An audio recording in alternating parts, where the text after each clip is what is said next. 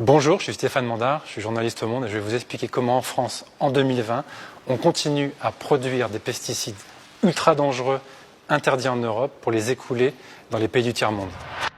Bonjour Stéphane Mandard. Bonjour Hugo Clément. Vous avez réalisé une enquête qui révèle des informations assez incroyables, notamment sur des pesticides considérés comme dangereux, qui sont interdits à la vente aujourd'hui en France et dans l'Union européenne, mais que la France continue à fabriquer pour les vendre dans des pays en développement. Ça paraît dingue. C'est complètement dingue. C'est pas des petits pesticides qu'on emploie de façon anodine dans les jardins, monsieur tout le monde. C'est des pesticides qui sont les plus toxiques au monde. Il y a quoi comme pesticide par exemple qui est interdit chez nous mais qu'on continue à produire pour vendre à l'étranger? Alors, le pesticide le plus connu, entre guillemets, c'est ce qu'on appelle l'atrazine. C'est un pesticide qui est utilisé beaucoup dans les champs de maïs et c'est interdit depuis 2003 au niveau européen parce que c'est une molécule qui a des conséquences sur le développement intra-utérin. C'est reprotoxique, c'est génotoxique, ça peut avoir des répercussions sur le développement d'un fœtus ou ensuite sur des points de QI en moins pour un enfant. C'est vraiment la molécule la plus connue. Cette atrazine, on continue à le fabriquer en France. Il y a 19 sites en France, c'est assez faramineux, qui tous les jours vont produire ces pesticides interdits. À quel endroit? C'est tenu secret. J'ai posé la question à ces producteurs pour savoir quelle quantité et où, et ils n'ont pas voulu me répondre. Ils se réfugient derrière le secret des affaires. Quels sont les pays concernés par nos exportations de produits dangereux? C'est évidemment ce qu'on appelle les pays en voie de développement ou les pays émergents, les pays à faible revenu, les pays africains, le Mali, le Bénin, le Togo, aussi la Tanzanie, c'est aussi en Amérique latine, l'ex-bloc d'Union soviétique, parce que les réglementations ne sont pas les mêmes qu'au niveau de l'Union européenne. C'est beaucoup plus large, il y a beaucoup moins de contrôle.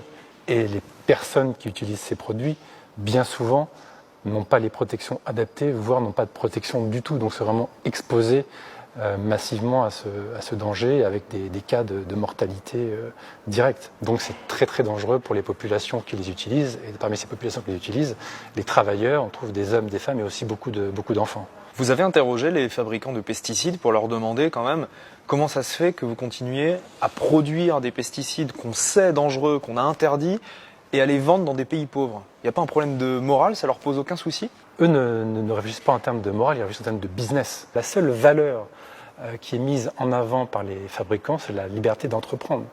Il n'y a pas du tout de prise en compte de la santé des populations qui peuvent travailler avec ces produits ou être exposés parce qu'ils vont consommer une alimentation contaminée par ces substances toxiques. D'ailleurs, l'ONU, dans un rapport sur l'alimentation, a noté que cette pratique est une violation des droits de l'homme. Donc la France viole les droits de l'homme selon l'ONU aujourd'hui?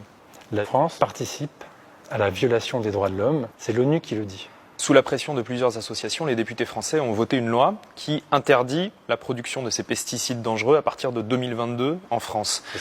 Et cette loi, elle n'a pas du tout plu à l'industrie des pesticides.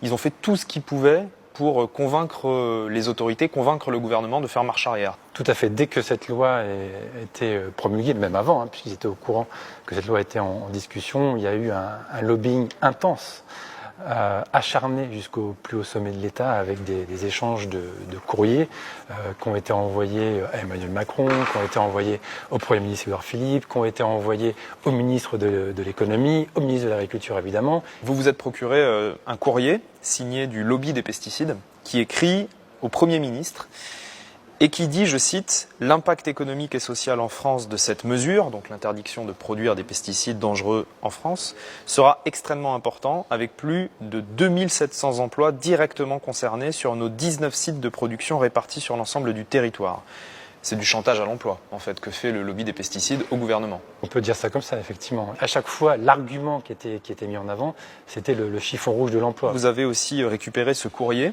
signé du chef de cabinet d'Emmanuel Macron et daté du 25 juin 2019, où on peut lire « Soyez certains que le chef de l'État a pris connaissance avec attention des préoccupations que vous exprimez. Je vous invite à vous rapprocher de M. Bruno Le Maire, ministre de l'Économie et des Finances, pour trouver une solution. » Et du côté du ministère de l'Économie, Bruno Le Maire répond au lobby des pesticides « Soyez assurés que mon ministère reste attentif aux évolutions de l'activité de fabrication de produits phytopharmaceutiques en France et aux difficultés qu'elle pourrait rencontrer. » On se rend compte que la démarche du lobby des pesticides trouve une oreille très attentive au plus haut sommet de l'État, à la fois auprès d'Emmanuel Macron à l'Élysée, mais aussi auprès du ministre de l'économie, qui endosse finalement carrément l'argumentaire des fabricants en parlant d'atteinte excessive à la liberté d'entreprendre, qui est l'argument qui a été mis en avant par les fabricants pour contester devant le Conseil constitutionnel la validité de la loi. On en est où aujourd'hui de ces pressions, contre-pressions? Qu'est-ce qui se passe?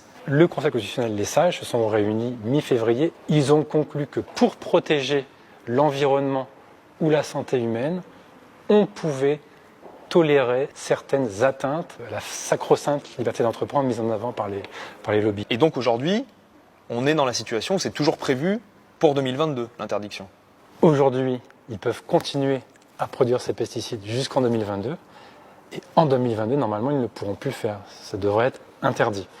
Mais le lobby, qui a toujours dans sa poche quelques jokers, n'entend pas abandonner la partie aussi facilement. Donc ils sont en train d'étudier d'autres recours possibles devant d'autres juridictions pour faire invalider cette interdiction.